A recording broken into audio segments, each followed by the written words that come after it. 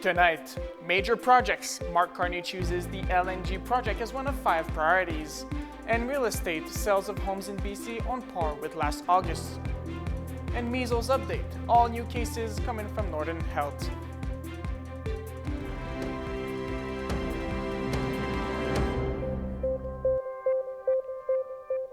Good evening and thank you for joining us. We begin tonight with the first 5 major projects announced by Prime Minister Mark Carney in Edmonton. It ranges from energy and mining in the west to expanding ports in the east. Carney says it includes the LNG project here in BC. CTV's Abigail Beeman is in Edmonton where the announcement was made. Mark Carney tried to drive home his message. It's a single point of contact to get nation-building projects built faster. Announcing the first 5 projects and more in development, led by a former energy executive at the newly opened Major Projects Office. To get to one project, one review, one decision in a 2-year time frame, we'll set Canada apart globally. The Prime Minister acknowledged several are already further along, like LNG and Kitimat. He says in all cases, engagement with Indigenous groups is very advanced, and within 5 years. Yes, some of those projects, shovels will be in the ground. But the opposition leader points out no shovels yet. He's not permitted a single major mine, pipeline, nuclear plant, or anything else. What he's done today is announced that he's going to send an email to an office that isn't even fully staffed up yet, which will one day consider possibly approving 5 projects. This is pathetic. As for money in a new spend less, invest more environment, the Prime Minister says being more efficient doesn't cost much. It's not clear how much Ottawa will spend otherwise. We expect with the vast majority of these projects that federal dollars will catalyze many multiples of private dollars. CTV News asked the Prime Minister what success looks like. He said in part it's about changing attitudes so people believe Canada can build big. The next list of projects, he says, will be out by the Grey Cup. That's November. Abigail Beeman, CTV News, Edmonton. The province was on hand in Courtenay today, announcing a new set of supports for struggling students across BC. Health Minister Josie Osborne made the announcement this afternoon in Courtenay at Lake Trail Community School. The announcement was an expansion to a program called Preventure, where students ages 12 to 18 are helped to develop skills to navigate common challenges like peer pressure, identity development, and interpersonal conflict. These can lead to drug and substance use as well as mental health challenges. Lake Trail was one of the schools piloting the program last year. I think it's really going to be helpful to students. A lot of people struggle, and it's a really great resource for the people to turn to. They start out with a survey of all the kids in grade 8 and try to find out where they need support, what are their strengths and weaknesses in terms of mental health, and then they put the kids into different groups and support them. The Ministry of Health providing $2 million in annual funding for the program, which expanded into 80 schools throughout the province. And you can call it a mixed bag on BC's real estate front. The latest data from the BC Real Estate Association shows that total residential sales in August were up 0.5% from the same time last year. However, sales were more than 24% lower than the 10-year August average. The average price of a home was also down 1.4% from last August. The association says despite this, there are encouraging signs of a better second half of the year. A major manhunt is underway in the United States right now, trying to find the person who killed Charlie Kirk, a high-profile right-wing activist and key supporter of President Trump. Kirk was shot while giving a speech in Utah on Wednesday afternoon. Here's Joy Malbon with the very latest as the FBI released a photo of a person of interest. Oh my God. Go, run. Charlie Kirk was taking questions on a Utah college campus about mass shootings when police say a single shot was fired. Authorities say the right-wing commentator and fierce ally of Donald Trump was targeted. The powerful leader of a conservative youth movement shot and killed in full view. The FBI releasing this photo, a person of interest, they say, who appears to be of college age and seemed to blend in with the crowd. Police are also confident they have good video footage of the person they believe to be the shooter. We were able to track his movements as he moved to the other side of the building, jumped off of the building, and fled off of the campus and into a neighborhood. The FBI also found what they believe is the murder weapon, a high-powered bolt-action rifle. That rifle was recovered in a wooded area where the shooter had fled. Investigators have also collected footwear impression, a palm print, and forearm imprints for analysis. There is heartbreak and fury over escalating political violence in this country. The president lashing out last night. For years, those on the radical left have compared wonderful Americans like Charlie to Nazis. And this morning, marking 24 years after the September 11th terror attacks, the president remembering the young father and husband, awarding Kirk with the Presidential Medal of Freedom. Charlie was a giant of his generation, a champion of liberty, and an inspiration to millions and millions of people. The FBI is offering a reward of $100,000 for any information that will lead to the arrest of Charlie Kirk's killer. Joy Melvin, CTV News, Washington. Meantime, there's a Canadian connection to the Charlie Kirk killing. A man who was in Toronto at the time was misidentified as a suspect by a fake social media account. CTV's Adrian Gabriel has more. Michael Mallison went from watering his plants to receiving a flood of threatening messages on social media.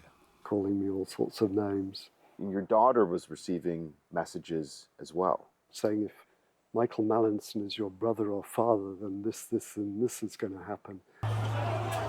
Following the shocking shooting in Utah, this fake Fox News account on X posted the Charlie Kirk shooter confirmed to be Michael Mallison with a photo of the Torontonian. Michael, you see your name and your photo linked to an assassination in the United States. Your initial reaction? Shock and horror. I've heard horrible things about people having their identity stolen. Quickly, photos of Mallison taken from his social media pages started to circle the internet. Even Grok, the AI chatbot on Elon Musk's X, alleged that Mallison was likely the suspect arrested in the shooting. Michael, where were you yesterday at about 2:20 Eastern Time? Actually driving around, we had a busy day. My wife and I went to Yorkdale and then to another store looking for luggage. Mallison has had legitimate concerns for his safety. The allegations from a fake account, another reminder of a growing lack of verified content on social media sites and the real-life consequences. They are allowing things to slip through on their platform, and they don't put in enough safeguards to prevent things like this from happening. I'm just a quiet, normal guy, ordinary guy. I have no need for any publicity, thank you very much. Mallison has contacted local authorities out of concern, and he's sharing his story in hopes of spreading factual reports that he has no association with the assassination of Charlie Kirk. To a measles update in BC now, health officials are confirming 7 new cases of measles in the Northern Health region.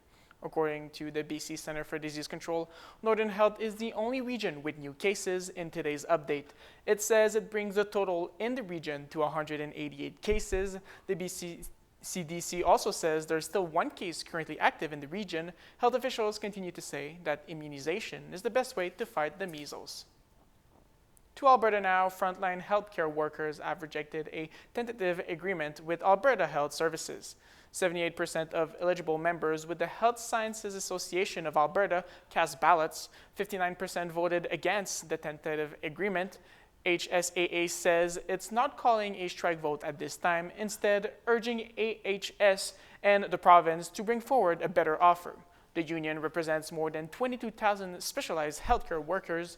Finance Minister Nate Horner says he's disappointed an agreement has not been reached, adding the union's own proposed deal failed to pass the vote.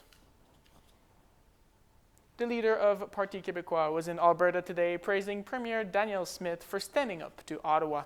The twist here, the Parti Québécois has long pushed to leave Canada, as nowadays some in Alberta want the same thing. Here's CTV's Geneviève Beauchemin on what unites and separates the two. On Alberta soil, the Quebec flag was on hand for the leader of the Parti Québécois at the University of Calgary, the sovereignist leader drawing parallels between two provinces that have often been at odds. It's the lack of respect under the Canadian regime that is really annoying for both Albertans and Quebec, maybe for different reasons, but it is a reality. He had kind words for Premier Danielle Smith, saying she's playing her cards right and standing up to Ottawa. The message delivered in Calgary, but meant to be heard in his home province, showing he has the chops of a premier. It's part of a broader strategy for him, but that's the main, of course, I would say audience for that is not people in Alberta, it's actually sovereignists in Quebec. With Quebec's election just a year away, the PQ leader is leading in the polls, far ahead of Premier François Legault, who was once Canada's most popular premier. Now an Angus Reid survey shows he is the least popular, with the approval of just 1 in 5 Quebecers. Un traitement choc. This week, Legault shuffled his cabinet, trying to hit the reset button. Une explosion de l'immigration. He spoke of immigration, Quebec's identity, and his critics say he launched a war against the government and public services to win back support.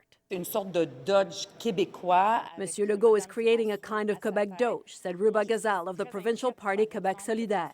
Now, despite the PQ's lead, Legault said his desire to fight was greater than ever. C'est l'amour du peuple québécois, c'est tout. Inspired, he said, by his love for Quebecers. Some analysts, though, say climbing back up and past the Parti Québécois in just over a year will be a challenge for Legault. There's been plenty of studies examining the effects of alcohol and cannabis on young brains. But what about when the substances are taken together? As CTV's Pauline Chan reports, some new research is highlighting that very scenario. Studies looking at alcohol use with marijuana have been done before, but mostly in the U.S. when cannabis was illegal. But the study by Jeffrey Wardell looks at Canada after marijuana was legalized. We were going to do it in a legal environment to see, what did this look like? What does this look like now that young people can access it? Recent figures show 50% of Canadians aged 19 to 25 use marijuana to some degree, and Wardell's study focused on the motivations behind using pot and alcohol, particularly together. And we know that when you use two drugs together, they can have interactions. And so we were interested in understanding that. In a new technique, the 150 participants used an app during 3 periods over the course of a year to accurately record when and how they used the two substances. They found that young people tended to use both substances during times of stress or negative emotions. The reason they give is because it gives them a more intense high. They're trying to really avoid those emotions, and combining the two drugs produces more, intense subjective effects. But in doing that, Wardell says there was also a higher risk of other health dangers. Greater risk for dependence or substance use disorder developing over time if you combine drugs, as well as other mental health outcomes. So being at greater risk for worsening depression, worsening anxiety. Wardell has advice at a time when young people are beginning the college term or undergoing other stressful new situations. Just be mindful that this isn't probably a good strategy, that even though maybe in the immediate term using cannabis and alcohol or combining the two especially might make you feel better. He says employ good judgment in your substance use